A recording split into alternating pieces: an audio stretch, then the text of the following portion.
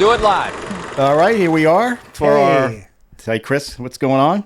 Not much, Ralph. Not much. It's summertime, It man. is summertime. It's Getting hot. back into the theater a little bit Yeah. here and there, which is always nice. I don't know. I've been to a couple I'm not too happy with. Yeah, You saw my review of F1. I did. I saw the F1. Very disappointing. And you've seen 28 I saw 28 years. weeks. And what's the other or, one I'm you sorry, saw? 28. I saw 28 weeks later. Right, 28 years later. And then I also saw the Phoenician Scheme with the new Wes Anderson picture. And you're going to do a little quick 1 minute review. I'll do a little quick hits on for both of those. For some shorts for that Yeah, one. yeah. I haven't seen either of those, so that'll be good. We'll get your review. Yeah. Your quick review, quick hit. But today we're doing The 5. The 5 is back. And it's our Woo Fest. Yes, it's woohoo. Woohoo. We're doing John Woo. John Woo film. So we're changing it up a little bit. We chose Tom Cruise. We did a little cruise control. So that was an actor. And then this one is going to be a director. You know, John Woo. And we're doing 3 of his American films. 3 of his American. And 2 of his beautiful Hong Kong movies. So let's start. I think we should do these, I think, in order. I don't normally do that. You want to do chronological? I think chronologically. So we'll start with The Killer. The Killer. Now, I'll be honest. I rewatched Hard Boiled and I rewatched Hard Target. I went for the hard. Nice. I don't have to rewatch Face Off because I know that movie frame by frame. Yeah. Same with Mission Impossible 2, which I absolutely love. And so those are the 3 that we remember. But let's start with the first one is The Killer, right? Came out in 1989. Yes, 1989. I'm fuzzy on this one. Okay. I know it has Chow Yun-Fat, but why don't you give the premise and the... So what's interesting about The Killer is actually it is based on Jean-Pierre Melville's French New Wave movie, Le Samurai. Okay. Right? I love Le Samurai. I own the Criterion of it. It's great. It has about 1/1000th the number of bullets that The Killer has in it. It's the same thing. It's about a hitman who... But is he a samurai or is he shoot bullets? The first one you're talking about. Yeah. The French movie is called Le Samurai because it's about like the samurai ethic. The ethic. That kind of thing. Anyway. Plus this was like 60s France, so like that stuff wasn't quite as well known as it is today, like Bushido and all that stuff here. Okay. So I'm sure they thought the exoticness of it. Anyway, so the simple story of The Killer is it's about a hitman who accidentally gets seen during a job by a woman, a singer, who he accidentally blinds. Right. And then he feels responsible for her. And it's also about the kind of the super tough cop that wants to take him down, right? But what happens is over the course of the movie, they become friends and they become bonded in their battle to save the girl, so to speak, because they want to wipe her out. There's a bunch of bad guy gangsters. Because she was a witness, right? Yeah, even though she's been blinded by our assassin, who's now protecting her. Who's now protecting her. Played by Chow Yun-Fat, right? And Danny Lee plays the cop. I picked this up on a videotape, just because I was like searching through the stacks, and I remember the tagline. It was something like, "One vicious hitman, one fierce cop, and 10,000 bullets." Right, and they weren't lying. Yeah, I've always joked around and said, halfway through this movie, the second best shootout ever happens in this house, and then at the end, the best shootout ever happens. I love this movie. Yeah, I remember loving it. Okay, I haven't seen it in a while, so I forget a lot of it. But I remember Chow Yun-Fat as this dapper assassin. Him protecting the woman. Yep. This is the first one I saw of the John Woo. I know he's done a ton, but this is the first one I saw. And just how cool Chow Yun-Fat was. Oh God. Just as we're going to talk in all of his films, the sentimentality he uses, it's like over the top. Even his American films, over the top. Goofiness. But at the same time, what I think about it is, it's like when we talked about Chungking Express on the old show, right? These Hong Kong films, they really do wear their hearts on their sleeve. Yes. Right. There's not a lot of like... And they're not afraid to show that sentimentality. No, not at all.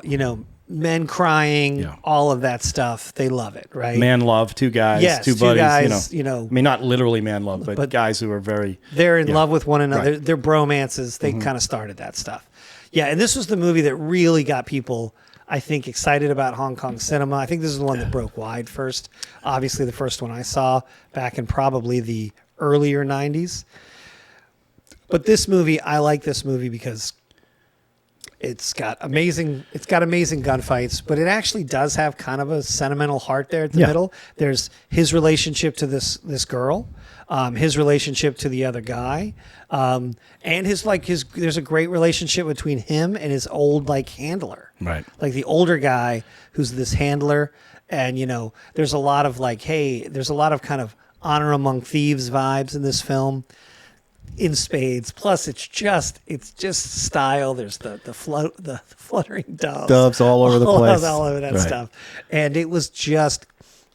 This is a movie that recently was remade again, like on net. I think there's a Netflix version. I'm looking at his IMDb. He did it. Yeah, he did it. The Killer, 2024. Yeah, I haven't caught up. Yeah, me neither. Me neither. It's hard for me to think about it without. Fincher just did The Killer, but that's a completely different. I think that's Netflix. A completely different. Completely different. Yeah. But this movie has got, it's got style to burn. It is so violent. It's like all his. It's a slow motion bullet shots. Yeah. Everyone dying left and right except the heroes who can. I don't know. Somehow they survive all this stuff. But here's the thing. The great thing about, and I have this theory about stuff like that. So, spoiler if you haven't seen it, pause it for 30 seconds or skip forward 30 seconds. So since he dies at the end of the movie, right? For whatever reason, when they have a character die at the end of the film or whatever, I'm more willing to believe all the ridiculous stuff he's able to pull off up into that point. Because eventually he's human. Yeah, eventually his luck runs out. Yeah. Right. And that's the case with him. He gets shot about 18 times, it feels like. Yeah. Not quite, but close. Yeah. And he always seems brushes to be it off. Well, that's the thing. It's like in John Woo films, and we'll talk about this later, the hero always just happens to be pointed in the right direction. He might get knocked down or fall off a motorcycle, but he just happens to fall out of a car or whatever in the exact right direction where there's a guy coming around the corner with an Uzi, and he's just right there, just in time. He gets just enough drop on him to pop. Well, and again, that's what these films are about. Anyway, It's choreography. Yeah, fight choreography, whatever you want to call it. It's a dance. It's a dance, and it's glorious, and we'll talk about Hard Boiled in a second because that really ratchets that up. Takes it to another level. Right. But you know what? I am going to say one of my favorite shootouts in this movie. In The Killer? In The Killer, there is a shootout where he is just sitting in his apartment at home, right? And he's smoking a cigarette, and he's waiting for them to come for him. And it's basically like 6 guys come after him. It's super tight, because it's all small rooms and corridors. But there's like a shot where Woo moves the camera and it cuts in a little closer each time it cuts by a pane and it's raining. It's just great film. His style. His style. Did you know amazing. they did a sequel to The Killer? No. And it's his twin brother. Oh God, that's right. I heard something about that. I only found that through the rabbit hole after researching these films. Well, it is funny. Like a lot of the movie he made before this that blew him up in Hong Kong was a movie called A Better Tomorrow. Right. Isn't that what? Reservoir Dogs. Which one is that's based on City on Fire. City on Fire, right? I'm sorry. That's Suey Hart. Yeah. It's a different guy, but kind of. A Better Tomorrow. There's 2. A Better Tomorrow 1 and A Better Tomorrow 2. I think there's actually a third one. Oh, there is. Yeah, but I don't think John Woo directed the second one. Maybe he did. I don't know. Well, he's listed as. Oh, he is. Yeah. Okay. Anyway, point being is. The Killer's great. It's very melodramatic. It's got high sentimentality. There's a lot of big emotions in it. But I don't know and I still to this day it still gets me. It still hits me there in a way that a lot of his other movies never quite did. Really, that I get a little emotionally involved with these characters. Even though in some ways it's completely crazy, at one point. No, it's insane. Yeah. And we'll talk about Hard Boiled right now because it's okay. So he did The Killer, Just Heroes, Bullet in the Head, which I hear is fantastic too. I have not seen that one, actually. And then in 1992, he does Hard Boiled, which was our boy Tequila. Chow Yun-Fat playing Tequila. Same thing. He's got. There's another cop that's way undercover, deep. Undercover. They say deep undercover like 4 or 5 times. Yeah. And Chow Yun-Fat is a cop super cop, basically. He's who's after the what's the name of the mafia? The triad. Yeah, there's a Hong Kong triad. Right, the triad, and the gun battles in this thing is just crazy, ridiculous. And they start right from the beginning. There's no like the first moment. Yeah. Well, actually, it starts out in the jazz club. Right, and jazz. I forgot about him playing flute or whatever he's playing in the clarinet in the jazz club. Which is one thing though that I always love the opening of Hard Target. I don't know what drink he is drinking, and if somebody happens to know, tell me. My bartender friend Juddy, tell me what drink this is. In the opening of that movie, he pours like maybe it's tequila or something, some club soda. He covers it with a napkin and he slams it to make it all fizzy, and then But what happens is, if you watch closely, he drinks the whole thing in one shot, puts down the glass, and then exhales the smoke. That he obviously took a lungful of smoke, drank the glass, and the smoke's still in his lungs, and then lets it out. And I was just like... No, the guy's a boss. He's a boss. That's another Chow thing. Yun-Fat. These movies, obviously, they're the 80s. It's Hong Kong, and it's Asia as well. There's a lot more smoking that goes on in Asia. Yeah. It's a lot less taboo there. And back then, everybody smoked. Everyone is smoking all throughout these movies. And the funny thing about this movie, too, I'm going to say this before we get into the craziness.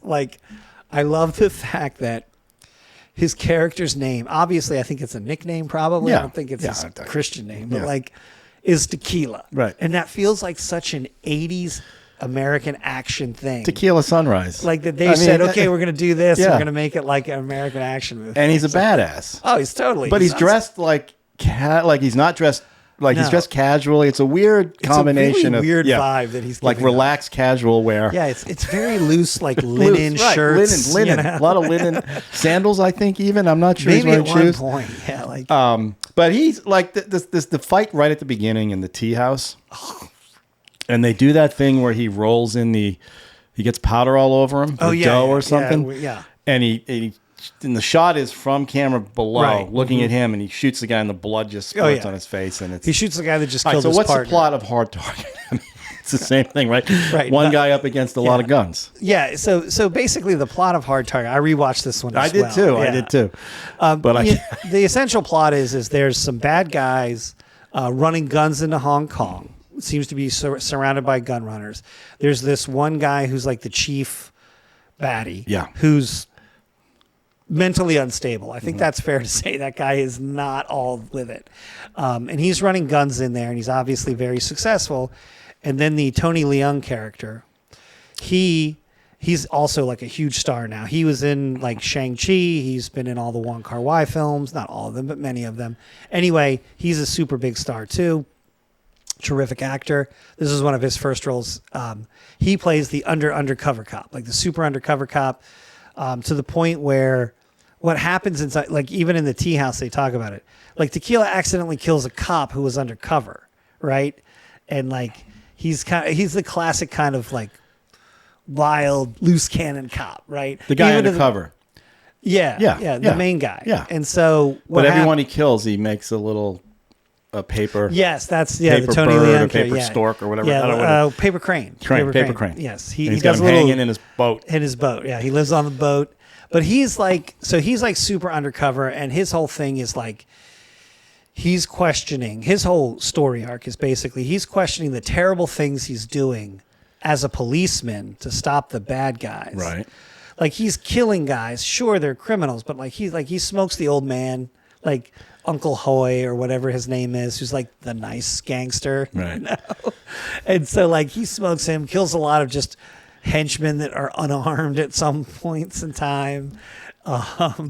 So like he's struggling with that. That's kind of his whole thing. But then the two of them come together. He figures out that he's a cop, that he's undercover when he doesn't get killed by him. Right. And what happens in this movie, which never seems to happen in John Woo movies, except for because it serves the plot, is Chow Yun-Fat runs out of bullets at a very inopportune time. Yeah, he never runs out of bullets. Of course he doesn't. I mean, they're just shooting. He never changed clips either. They occasionally they show it, but almost never. Okay, so he runs out of bullets this time, and Tony Leung's character, who also has a gun to his face, doesn't kill him. Yeah, even though he's pulled the trigger and it clicked empty. Right. But Tony Leung, so he doesn't kill him. So that's when he starts figuring out that he's probably a cop. Yeah. But anyway, and Wu made the classic Mexican standoff shtick. Oh gosh, yeah. I mean, that's stolen by every Tarantino's. Definitely Reservoir Dogs. Oh, everything. The whole idea. One of the things that Wu did was, and this is more of a Hong Kong thing, I think, but the two guns, blasting two away, hands, with a gun in each hand, shooting. That's definitely a Hong Kong thing that's migrated. Was this here. also the first time you saw the upside down gun and shooting the bullet? They use that in the Dead, the movie that Benicio del Toro, the sequel to Sicario. Oh really? He does that. He turns it over and. Oh really? I did not see that. Yeah. No, I didn't see the second Sicario. Okay. But that's the first time I ever saw them. Anybody do that? I don't even know if that really worked. No, I don't know enough about there's guns. So much stuff going on in this. Yeah, exactly. But it has the famous 40-minute hospital, basically not single take, but as close to a single take as you can get. Well, there is the elevator. There is one single take in there that's amazing, where it's got to be 3 or 4 minutes long. They got to shoot at least 20 guys in that 3 or 4 minutes, and they actually go into an elevator, and then they must go to another floor. They don't. What they did is when they closed the doors, they changed the set on the other side. Because I thought about that. I don't know how they did it. I don't know. I was watching something. I was watching that. They closed the doors, changed the set, opened the doors. It looks like a new floor. How can they reset everything that fast? It's insane. I mean, glass is blowing up. It's insane. By the way, that's the other thing about this movie I love. Chow Yun-Fat, his shotgun apparently is loaded with exploding bullets. He literally. Don't get me wrong. I understand that a shotgun spreads out. Yeah, but oh come on. But literally, there will be two guys in a hallway 50 feet away. He pulls the trigger. They're all gone. They all drop dead. I know. It's really crazy. That's the whole suspending disbelief. Yeah. But who cares? Because it's so well staged. And that nobody's going to survive what the hell's going on. Like I said, you stub your toe on the chair, you're down for 10 minutes, whining about it. The other trope that I think this movie started was the guy with the baby. Because of that whole thing where he grabs the baby. Yeah. I've seen 2 movies. One of the Fast and Furious. Oh, really? What's his name? Jason Statham. Statham did that, and then a movie called Shoot 'Em Up with Clive Owen. Same thing with the baby. Right. He does do that. Now this baby is Chow Yun-Fat's Tequila's leg catches on fire, and the baby pisses to put it out. Yeah. I mean, and that baby, the thought of that, this blood on the baby, it's it's just an insane. It's audacious, how can, and it works. It's so stupid. It's so over the top. It's so stupid, and it works. But what always blows my mind about this film, and I noticed it again, was and I'm actually a big fan. I actually prefer the warehouse shootout that comes about. The one where they're all on the ropes and stuff? Yeah, where he slides in all by himself. Yeah. Right? He's sitting duck. Yeah. He's sitting duck on a rope.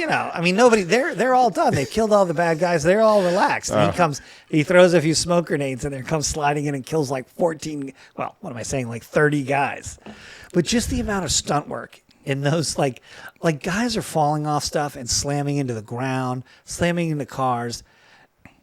The stunt work in this movie is insane. And then talking about him with the baby. Yeah. Now, obviously, he didn't jump out of that 3rd floor or whatever it was with a baby. But that stunt guy that jumps out of it, and obviously he's probably got other wires and things hooked up to him. But the idea is he's holding on to this thing that's pulling out of the wall. Oh, the electric wire. Right. So it's going to kind of slow his fall. Yeah. But some dude jumped out of there. And I'm sure he had, like I said, he's got some kind of ratcheting device. I don't know how they pull this stuff off. I mean, I'm surprised, certain things have happened on American film sets of late, that turned out to be fatal. Right.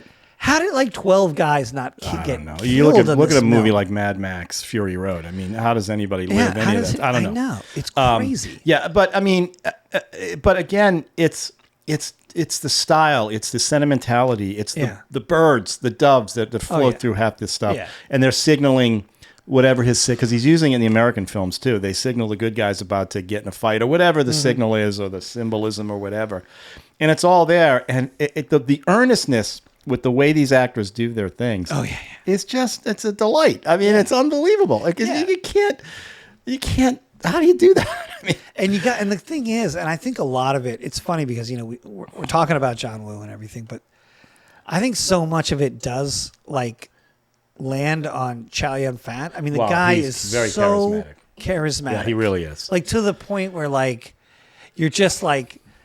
No, his moves are cool. What he does, I think, as an actor too, he does stuff that the way he walks, and all smiles, that. He really he is the character. Yeah, and he's very like he burst off the screen. Oh yeah, he is a movie star. Yeah, and like I mean, I know that he's done a number of films here in the United States, you know, with various levels of, you know, lack of success, success or lack of success. Right. Yeah, but. Well, you know, what do you call it? I don't really call it. It's not an American film because it was in Chinese, but Crouching Tiger, Hidden Dragon. That's still the highest grossing foreign language. I don't think he film. liked doing that one, from what I read or heard. Really? Yeah. Interesting. You know, he did a movie with Mark Wahlberg too, I think. The Corruptor. Yeah, The Corruptor. He did one with Mira Sorvino, The Replacement Killer. I saw that. Antoine Fuqua's first. Yeah, film. I don't know what he's doing now. I think he kind of. I think he went back to China. Yeah, he's doing stuff over there. He doesn't work with John Woo anymore for whatever reason. Okay, so Hard Boiled kind of.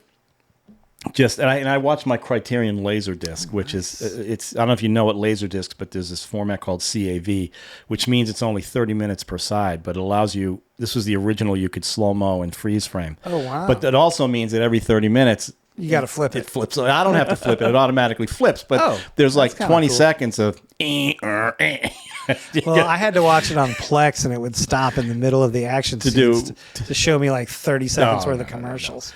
But it's amazing, and it's so he leads right from that in 1992 to 1993. Comes here to the United States of America. What's his first movie? It's Hard Target with Jean-Claude Van Damme. And you know, I just watched it again. I did Hard Boiled, Hard Target, and holy crap, do I love Hard Target. Couple of reasons. Obviously, Van Damme was at the height of his thing. He had done Time Cop, so you'd seen all the splits he had done. So you got an idea what the Muscles from Brussels was all about. And you add him with John Woo, and the amazing, the stuff I started watching. The research about this film is how important it was for both of them, and how the egos of both of them were impacting this film. Yeah.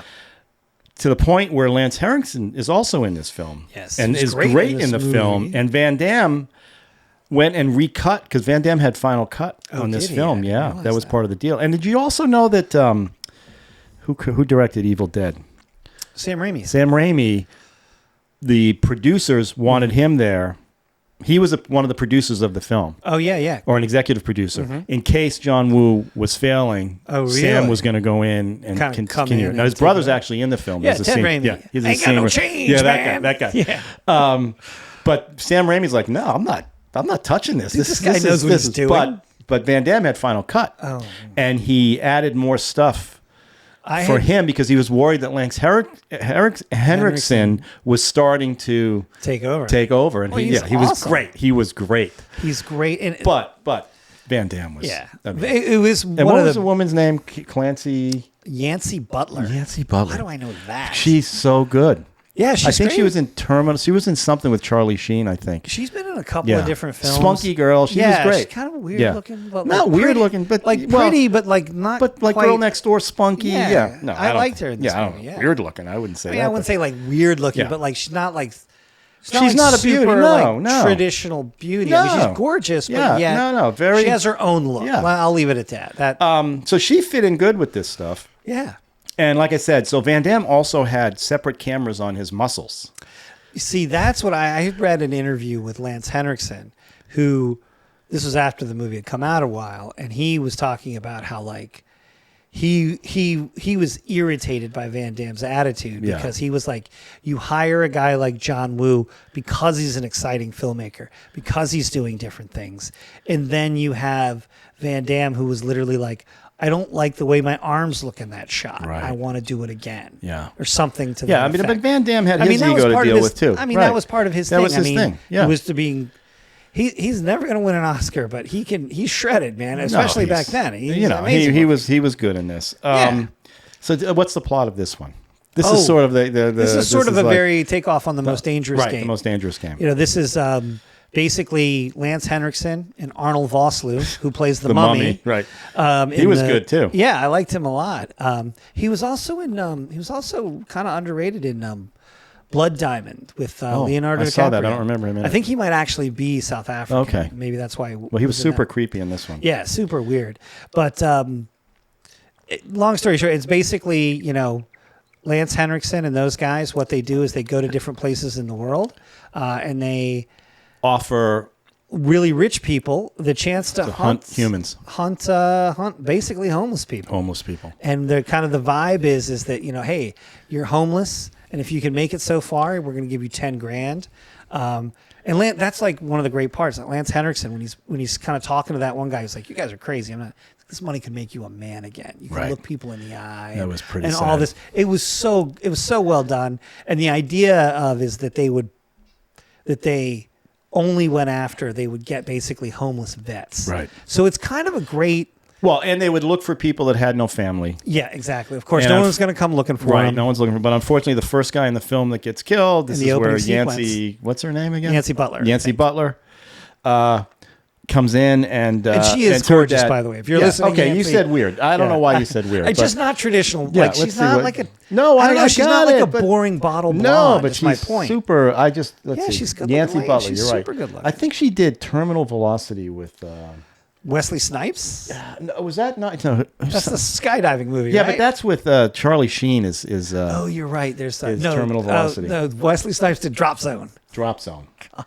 Yeah. Sometimes I worry about myself. But anyway, okay. So her dad gets killed at the beginning, and that's how now it's an issue because they found someone with a family, and now they're going to get found out, and all hell. Because these guys have paid off the coroner and all sorts of stuff like that. And the cops are on there. The cops are in New Orleans. This is all takes place in New Orleans. Looks great. Looks great. No cops are around ever. There's all this stuff. Casey Lemons is there.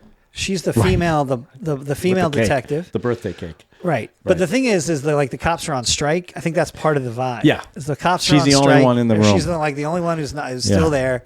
Anyway, long story short is she actually became quite a good director. Oh, really? She's actually directed a number of really good That's awesome. movies. She was good in this. She was good. And John Woo John's got a lot of strong women in his films. He's great. I mean, there's no. Yeah, she's even great. Even Butler there was. Yeah, she was great. Good. Yeah, she wasn't. She was. But this is literally a John Woo / Van Damme film. Yeah, because it's got all the John Woo-isms in there. Yeah. The birds, the doves. He had to use pigeons, not doves, I guess.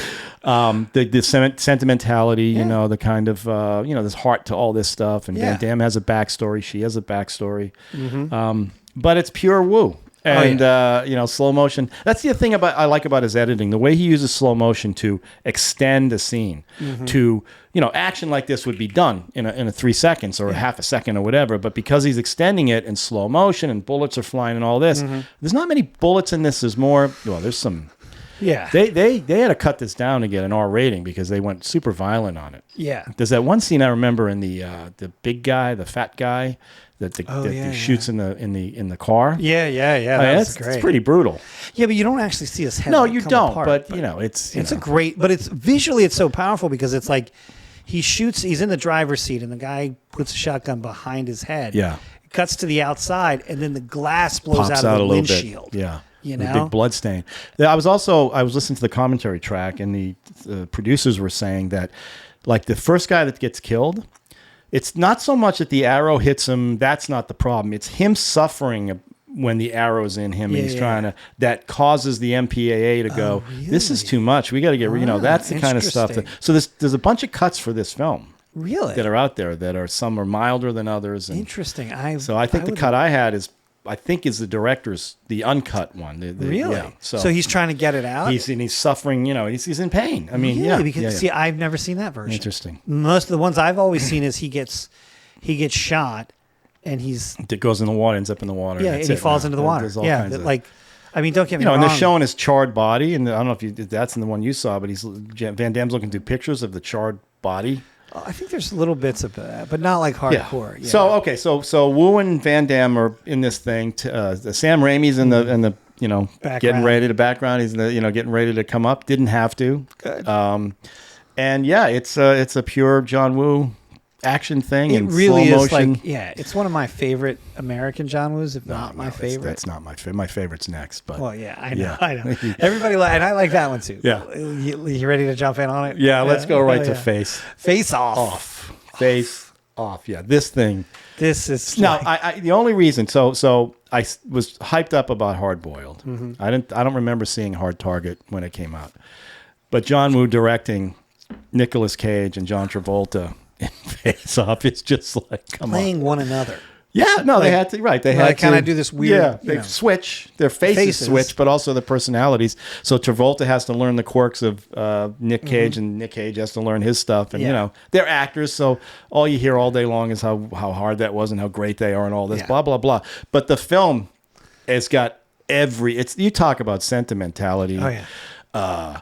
Doves flying everywhere. Travolta's thing with the kid's face, his little son's face, right? Yeah. Somewhere Over the Rainbow. That's my favorite sequence. When all that shooting's going on in that, do we have to give the plot of this film? Go ahead, give the plot. The plot is Nicolas Cage is a Castor Troy. Yeah, Castor Troy and his brother Super Pollux. terrorist. Yeah, right. Castor and Pollux founded Rome supposedly. He's a terrorist, and they've planted a bomb in LA. And somewhere in LA. And his brother, kind of the technical genius, he is in some kind of supermax prison. And what happens is Castor, the Nick Cage guy, he's in a coma. No, they get Nick Cage. Yeah, but he ends up in a coma. Right. And the brother's in the prison. Right. So what they do is their whole plan is they can't figure out a way to make him talk. We got to back up. Castor Troy killed John Travolta's kid. Oh, that's right. Okay, that starts the film. God, that totally. John Travolta's little boy with the face, rubbing the face and whatever. The bullet goes through John Travolta kills and kills his his kid. kid. So that's what sets up the whole As thing. if there wasn't enough reason for them to hate one another. Right, Let's throw in that. Right. So what happens is that for whatever reason, they can't figure out a way to make this guy talk, so they just decide that the only thing they can do is somehow there's a science there's somebody's this super experimental process where they can actually cut off one guy's face and paste it onto another guy's face. And in the long run, so what happens is they cut off the one guy's face. They put Travolta's face. They swap faces. Yeah. Oh, right. So he can go in. Castor Troy's face is on John Travolta. And the whole reason they have to do this is so he can go in and talk to the brother to find out where the bomb is. Yeah. So the brother says, oh, it's in, I don't know, the LA Coliseum, or I forget where it was even. But in some big place, right? And then he's like, thanks. And he goes to get let out. But unbeknownst to him, Castor Troy wakes up because he got his face cut off. Kills the only people that know that the switch has taken place. That's right. There's only two people. He kills them, gets the guy to sew his face back on, and somehow or another, I guess, inject like 30 pounds of fat into him. So he looks like fat John Travolta. Not fat, again, anyway. Forget that. So it just goes so crazy. So what happens is now you've got John Travolta's character looks like the character. Anyway, and it just goes. Nicolas Cage is going after Travolta's wife. Well, it doesn't go after, it gets her. Oh, right. Nicolas Cage also helps the daughter. Like he befriends the daughter and helps her with a boyfriend. I mean, he becomes a good father that Travolta never was. Well, he teaches her how to use a knife. And he's like basically like. I mean, it's wait till Johnny gets his pants down, then stab him in the leg and make sure to twist it so the wound won't close. And you're like. And she's like, "Daddy's cool." Yeah, I know. It's like all of a sudden it was like the thing that I don't know. It's just the way they like even that first scene where the bomb where he sets the bomb off and there's that chorus going on, and he's dressed as the priest, and he comes in and he's doing his dance and he gets behind the person, It's just like it's so weird. It's great. It's great. It's so over the top, man. But like, I mean, this one was one of those ones where I'm like, I don't know, who wrote this movie? I don't even know. I have no idea. And, who cares? Because he had actually made one in between. He didn't want to do this because it was science fiction. He was offered this a long time before he did it. Oh, yeah. He didn't want to do it because he didn't understand the science fiction. Oh, wow. That's so weird. That's funny because he did do a movie in the middle, not to get off on every movie he's made, but he did do a movie called Broken Arrow. I was going to mention that one with Travolta and Christian Slater. Yeah. And I never saw. I saw that nuclear something. Yeah, John Travolta steals some nuclear bombs, and Christian Slater has to. They're B-2 stealth pilots or something like that. Anyway, he's got to get him back. Long story short is, it's kind of a chase. It's a chase movie. We're chasing down the bombs and that kind of thing. But I remember in that one there was all these, like in Hard Target, there's all these close-ups of arrows floating through the air and stuff. Yeah, like that. yeah, that's kind of a. He did the same, and in the boat scene in Face Off. Face Off, where the stuntmen, when they go flying through the air at the end, which is an amazing stunt, like take nothing away, look nothing like them. They're like blonde-haired dudes. I was like, can't you throw a wig on these guys or something, man? But Face Off, it's one of those movies that's just, I think it is just so over the top, so bizarre that it hit like a nerve. But I mean, you couldn't have picked two better people to as the leads, to ham it up, chew the scenery, both of them like chewing scenery. And I think Travolta being Nick Cage is kind of like the winner of the two, because he just, like, you could tell he enjoyed. He enjoyed that. Even the whole thing he was doing when he was hitting on his wife and all that. Oh, yeah. I mean, come on. It was... Yeah. And the scene, and Gina Gershorn's in there. And like I said, the scene with the Somewhere Over the Rainbow. I know. It's what I love about that scene. Castor Troy, the kid, the brother, Pollux is great. I can't remember that. He's an Italian guy. I can't remember his Italian name. I know he's an American actor, but it's such a good, like, I love that scene with the earphones, right? She puts the earphones on the little boy, turns the volume earphones, full blown head, big giant headphones. Yeah, old school. Right? Old school. Turns them all the way up so he doesn't hear all the gunshots, even though like the glass is exploding. And it's such a weird song. I mean, it's like, well, I love that kind of crazy juxtaposition. And then when you slow it down and you make it kind of like you throw in a lot of slow mo, it kind of makes it like weirdly beautiful. Lyrical. No, it's gorgeous. That's what I mean. It's gorgeous. It's so great. No, this is a Stone Cold classic, and it's one I don't have to rewatch because I know all of it. Yeah. But I love rewatching it because it's just, you pick up little bits.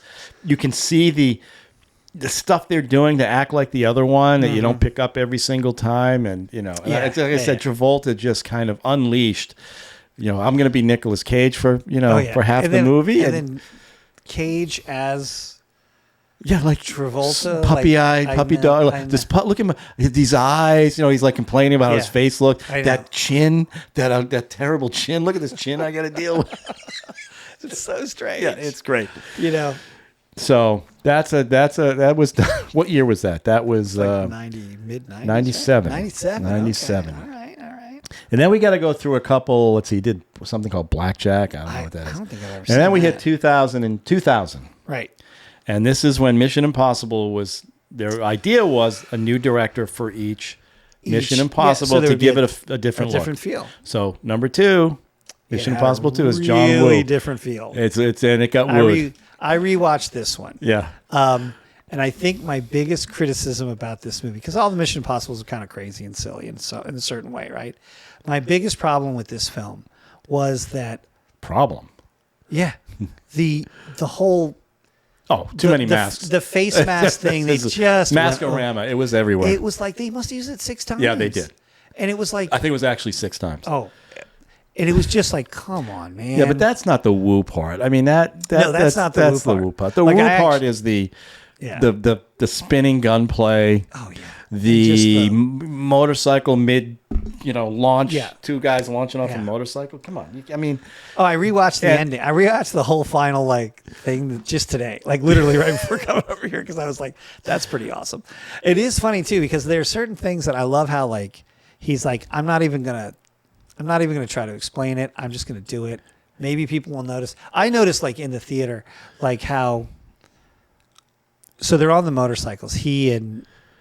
Oh God, I used to know the actor who plays the bad guy. His name. Anyway. Yeah, I'll get it. They're on the motorcycles. They're racing around on the street, and then all of a sudden they're in the sand, and I just noticed. Doug Ray Scott. Yeah. He. Funny story. Little side note. He was the first choice for Wolverine. He decided to do this one instead. Yeah. Whoops. Yeah. I was about to say. Yeah. But for example, all of a sudden the tires changed. They changed from road tires, which are relatively slick, to these giant knobby tires so they could get traction in the sand. Oh, because you're a motorcycle guy. Yeah, I'm a motorcycle guy, so I noticed that stuff. Yeah. But yeah, so and of course there's no physics. There's a scene where at one point Ethan Hunt shoots a guy off his motorcycle. The motorcycle's flying through the air and he shoots him, and it's his body goes flying backwards. I'm like, it's really not how physics works. I mean, don't get me wrong. He'd be dead from the bullets, but his body would still go in the same direction. There's no physics in this. No, but it is one of those ones where looking at it, and I haven't seen all of the later Mission Impossibles. I feel like this one of the things they got away from a little bit, and I think maybe for better or for worse, this one is the most gun heavy Mission Impossible that I can remember. Like, they went. John Woo is a gun guy. Like that's part of his they vibe. went away from that. 3, 4. They definitely went away from that. And so, like, I kind of forgot how much. Ethan Hunt doesn't shoot anybody except in 4 or 5. He only did it to protect a cop, right? Who's a bad guy shot. Right. He wouldn't have shot them if they hadn't shot her. Yeah. And but that's the only time. Yeah. It's but this also had the weird MacGuffin with the I forget what the name of the Bellerophone, the disease thing, that's whatever what it was. Tandy Newton, and that whole thing they do at the beginning, the dance with the flamenco dancers, the flamingos, where they're editing and as she's going up the stairs, and then they use the dancers as kind of like a wipe. Yeah. I thought that was fun. Yeah, that's what I mean. That's Woo with his dissolves. He loves dissolves too. Yeah, it's very different. And that Tom Cruise would agree to let him do this, and it was all in. His hair was long. I know. He's totally different look. Different look. Yeah.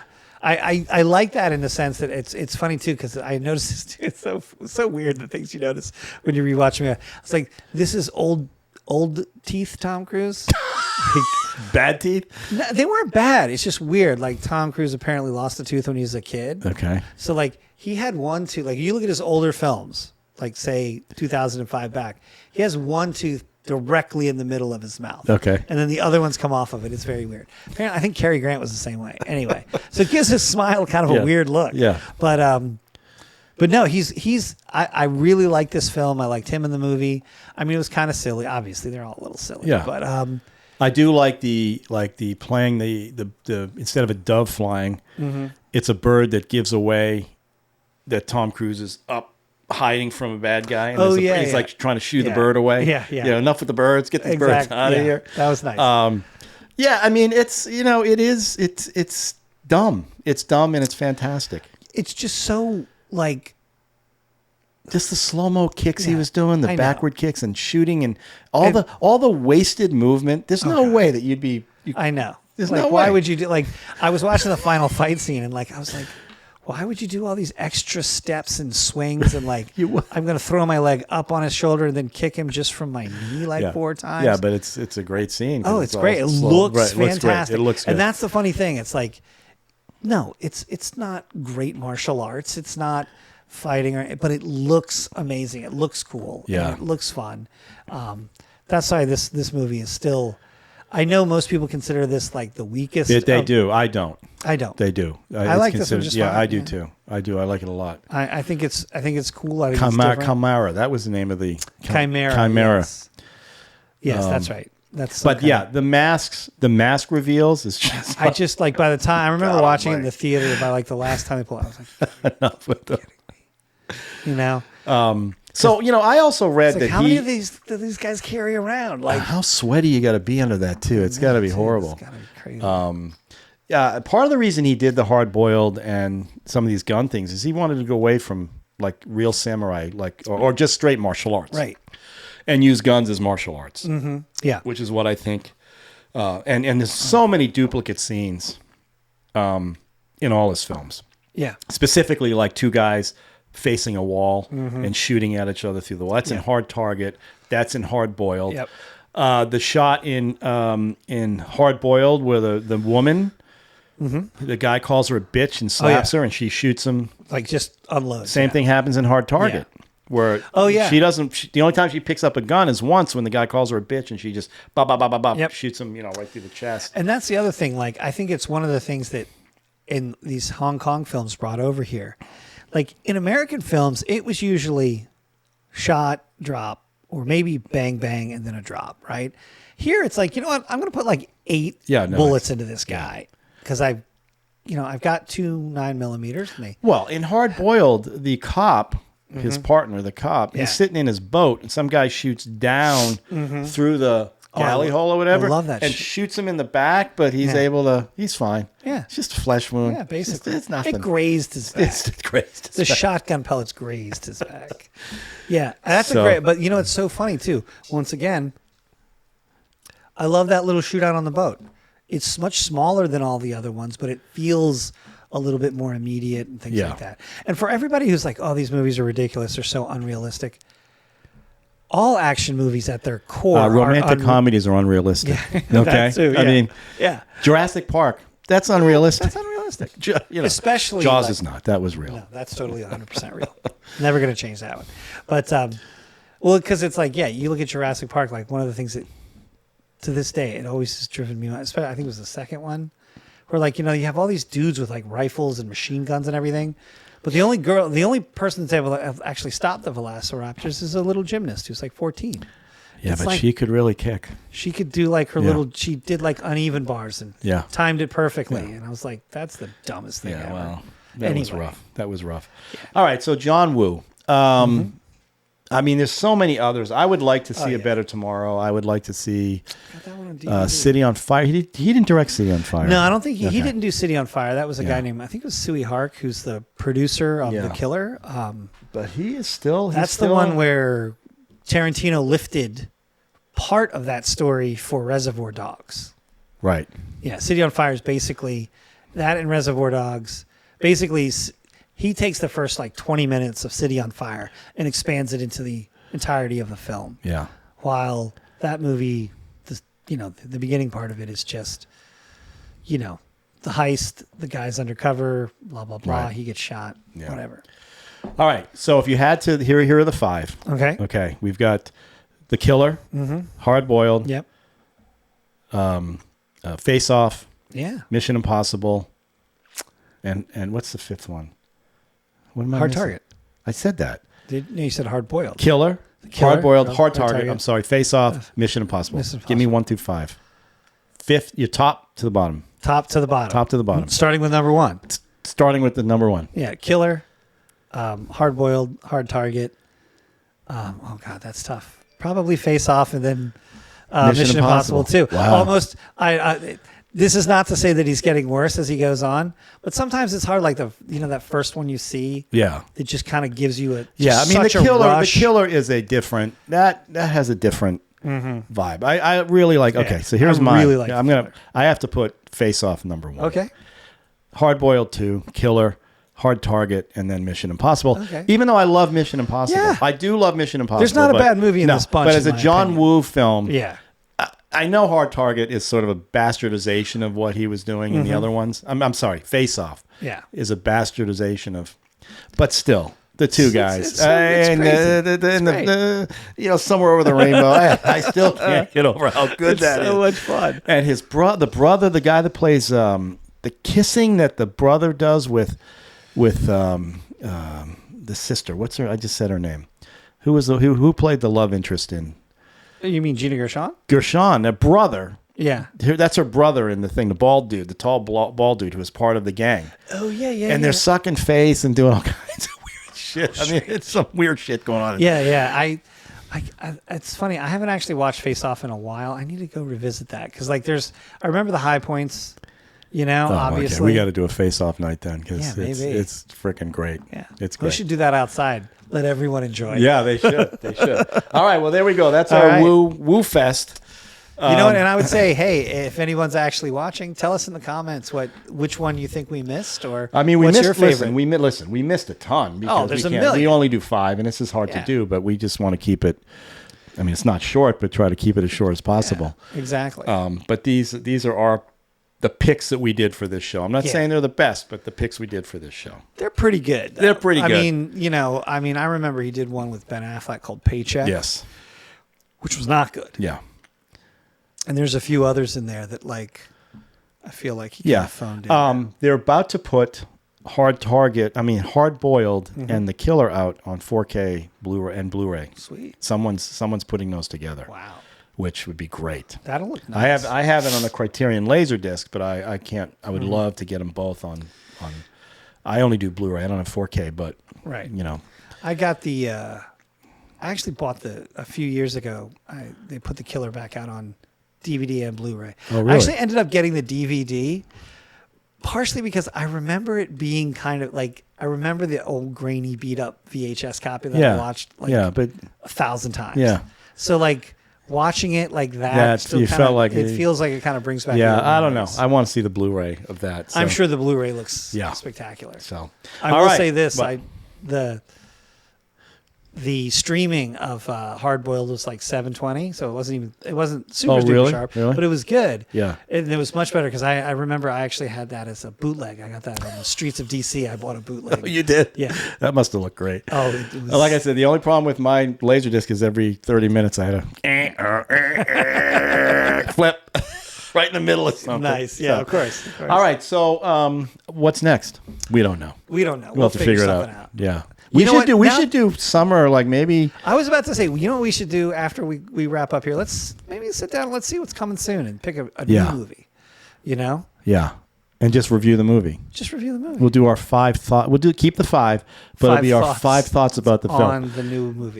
We'll 5 somethings. We'll pick. What is coming? Like. Wow. The new Police Squad's coming out. I don't know about that. I can't wait to see it. Oh my God! I love the original. Jurassic Park. I don't care. That's out. Yeah. I saw F1. Yeah. I'm like 90% of the world loves F1. There's about 10% of us that don't. All right. Well, I think we're right. They're wrong. But that's a good idea. We'll just do a film and do 5 thoughts about the film. Yeah, let's do that. Let's try and mix it up a little bit. All right. Sounds good. All right. Let's do this in slow mo. We need a dove floating through here. Cheers. Cheers.